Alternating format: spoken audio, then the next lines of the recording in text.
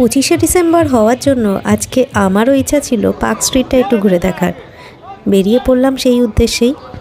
Office থেকে বেরিয়ে সোজা হাঁটা শুরু করলাম অ্যালেন পার্কের উদ্দেশ্যে, কিন্তু গিয়ে দেখলাম সব ব্যারিকেড দিয়ে আটকিয়ে ঠিক কোন দিক দিয়ে যে যেতে হবে বুঝতে না পেরে আবার বর্ধন মার্কেটের দিকে হাঁটা শুরু করলাম। হাঁটতে হাঁটতে সোজা চলে এলাম সেন্ট পলস ক্যাথিড্রালের সামনে। এসে জানতে পারলাম যে চার্চ নাকি সেই বিকেলবেলায় বন্ধ হয়ে গেছে, 4টের পরের থেকে কোনো ভিজিটরকে আর ঢুকতে দেয়নি। একটু এগোতেই পড়ল নন্দন, সেখানে চলছিল বাংলা সঙ্গীত মেলা। তারপর গান টান শুনে আমি আমার বাড়ির উদ্দেশ্যে রওনা দিলাম। আপনারাও কীভাবে আপনাদের 25শে ডিসেম্বর কাটালেন অবশ্যই জানাবেন। দেখা হবে পরের ভিডিওতে। Thank you for watching.